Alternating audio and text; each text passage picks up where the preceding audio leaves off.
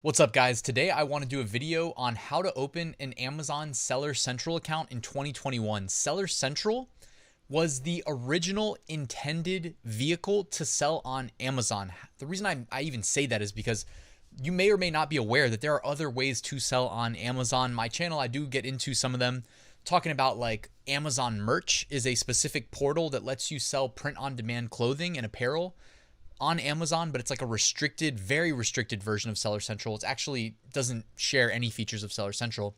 Amazon KDP, which is basically the self-publishing platform for authors. It lets you publish paperback books and ebooks on Amazon's catalog, but it's its own portal, separate from Merch, separate from Seller Central. There's one called Amazon Ignite that I'm aware of, and there's probably other ones that I'm not aware of. Ignite is for like digital learning resources. But anyways, Seller Central, to me, takes the cake. This is the original, the OG method of selling on Amazon. So let's cover how to open an account in 2021. Real quick, just wanted to let you know about my weekly print-on-demand giveaway. 2 winners are selected every Sunday, and it's free to enter. There's a link in the description. This week sponsored by Flying Research, Automate POD, and All American Graphics. Also in the description, there's a link to my 7-day Amazon FBA mini course delivered to your inbox via email if you would like to take me up on that offer. It takes like 2 seconds to sign up, and a link to my Amazon FBA Facebook group if you guys want to join. That'd be awesome. All right, this is how you open a Seller Central account in 2021. So first, you need to open your web browser, go to sellercentral.amazon.com. You can also Google it, and just to make your life even easier, I'll put a link in the description as well that you can just go click.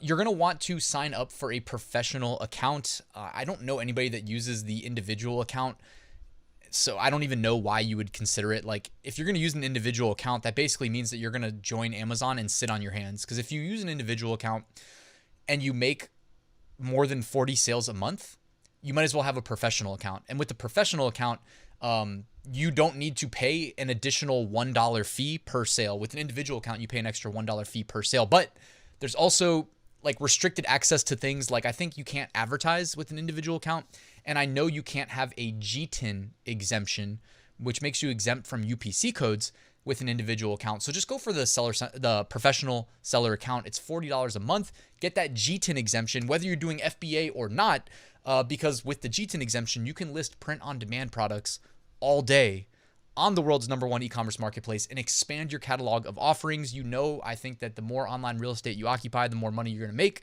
So grab that professional seller account.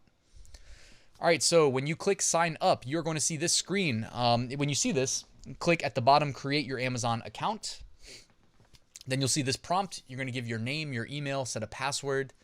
And before they let you to the next step, you're going to have to go into your email and enter the code that they sent you.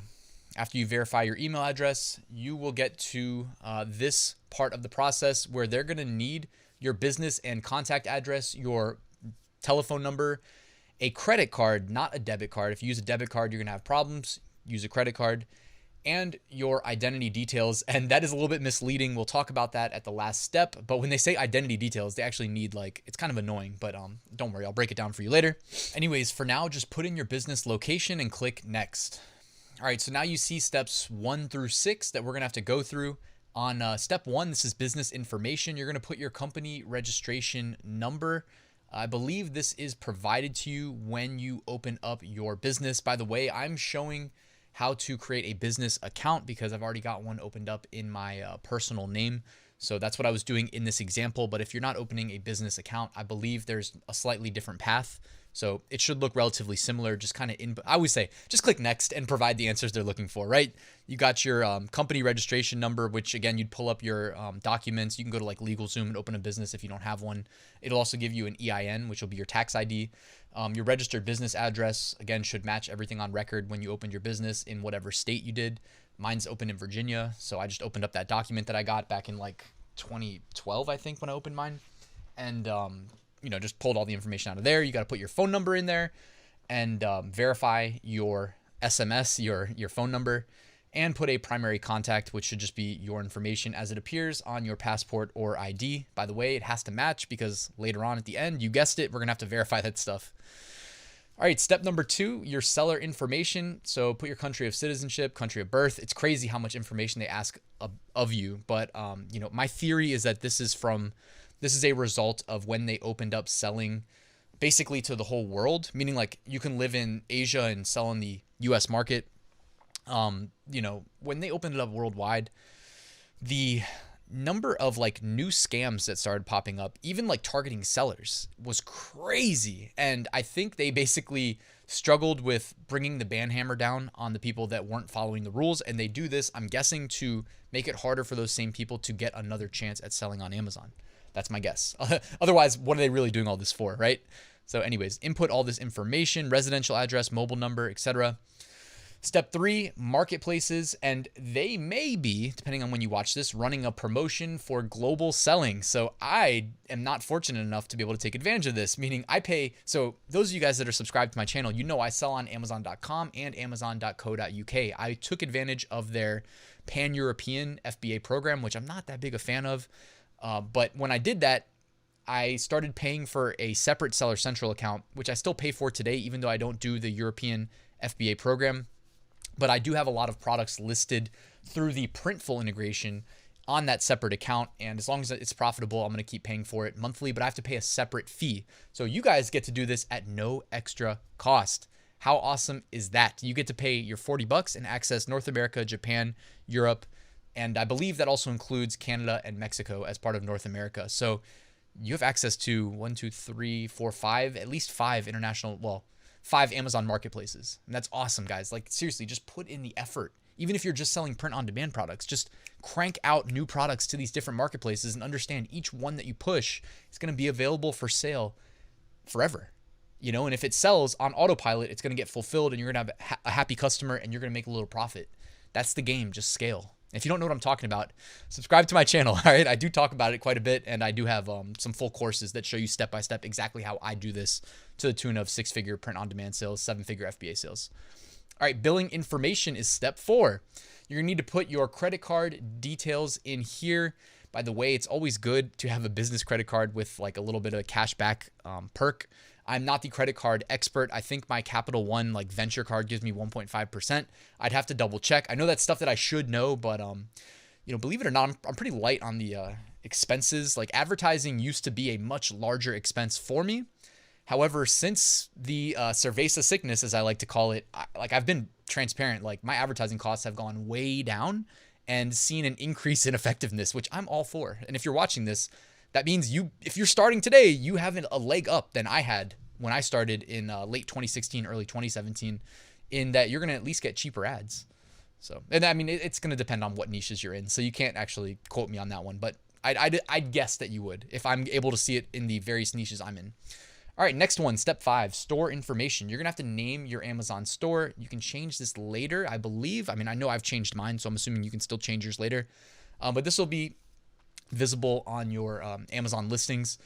Do you have UPC codes for all your products? If you're selling print on demand, you can probably hit no. You should still be okay. When I was applying to Walmart, I remember I hit no on this, and I wasn't sure if that's what like made Walmart reject my application. But I think with Amazon, it's okay because if you missed my interview with Travis, he was like basically a Walmart expert, and he said, no, Walmart wants you to have those UPC codes. They don't have an exemption for them. Whereas Amazon does, so yes or no, you should be okay on Amazon. So are you the manufacturer or brand owner? So that's basically like, are you selling private label products? If you're doing that, you should hit yes. And if you're selling private label, you should have UPC codes for them. So that would also factor in, I guess it says for all of your products. So if you're doing a mixed bag like I am, I have UPC codes for my private label. I don't have UPC codes for my print on demand. So just answer truthfully, you should be okay. All right, step 6. This is probably the big step for most people and the most annoying step for most people. So you are going to have to verify your identity, input or double check. Actually, it should import all of your data from the previous steps. All your, name, date of birth, country citizenship, identity data. And then the fun stuff begins. You're going to have to upload identity documents. Typically it's going to be like your driver's license or passport. You're going to need to upload. So the last time I did this, I opened one up for my mom and I had to upload the ID stuff. It was weird though, because we did it in front of a webcam where it was like scan it and then show her face. Kind of annoying because it didn't work the first time. We had to redo it a week later. And we had to verify the residential address by uploading 2 documents. I think one was a bank statement and one was like a utility. It's annoying. And then I believe and it doesn't show here, but I just saw my girlfriend, and by the way, that's why she's in the thumbnail, but she had to go. She was supposed to be in this video, but she had to go do some other stuff. I took a little too long to prepare, but I just watched her do one of these calls. So apparently now Amazon will like dedicate an employee, which is not like Amazon because they like to run thin on the staffing, right? So that they can maximize profits, but they have people that are paid, and it's their job every day to get on webcams and screen share and tell you to like hold up your passport or driver's license to your webcam and then show your face. Isn't that weird? And I know there's AI that tries to do that, but man, the AI sucks. Like I have trouble opening up like accounts on crypto exchanges because my driver's license, I have a shaved head from when I was, probably like 19. That's how old my driver's license photo is, honestly. And yeah, I did used to have a shaved head back then. But anyways, so it is actually better in my mind to do the video because it probably reduces the number of problems with the identity verification. But anyways, I'm rambling. You may need to schedule a call with Amazon, and when that happens, from my girlfriend's experience, it may be a huge pain in the butt because I know they had to reschedule theirs twice. So they got it right on the third time because the first time Amazon didn't show up. The second time, the person they got on the phone with or on the screen share with, their mic didn't work. not my girlfriend's. The person from Amazon's mic didn't work. And then the third time they finally got it right. That was earlier today. Fortunately, I was kind of in the background listening, so I can tell you a recap of the call. And that was basically it. So it's nothing too crazy. All right, and once you're in, guys, I believe this is a screenshot of the Seller Central dashboard from Jungle Scout. It says Jungle Creations up there. I just looked for it on Google Images, but this is what the new, if you will, depending on how long you've been selling on Seller Central, dashboard looks like. And you can see some information like behind me here, probably the one you care about the most, the payment summary. And across the top there, that navigation, I mean, there's a whole bunch of drop downs and sub navigations, and Seller Central is a unique beast. Your best friend is going to be the search bar because it actually is pretty useful in taking you where you want to go. That's pretty much it. Yeah, depending on what you're using Amazon for, you'll spend your time in different areas, and that's pretty much it, guys. So good luck on getting your Seller Central account. Congrats on watching this video till the end. Please don't be one of the people that watches but doesn't take action. You're your own worst enemy if you don't take action. You've already learned the steps now. Hopefully that wasn't too intimidating. Go do it. Open your Seller Central account and get cranking on getting products listed for sale. By the way, quick reminder, I have a full Amazon FBA course. I spent over a year writing it. It is incredibly thorough. By the way, I have 7 years teaching at the college level, teaching web development, but that means I have some teaching chops. This course is my best effort, and nobody paid me to do it. I did it on full faith that I'd be able to, start a YouTube channel and people would take interest and want to start an FBA business. That's why I put this together. If you're interested in it, guys, link in the description. If you have any questions, you can always email me or shoot me a message on Facebook. And hey, that's it. Thanks for watching, guys. Like, subscribe, and I'll see you soon.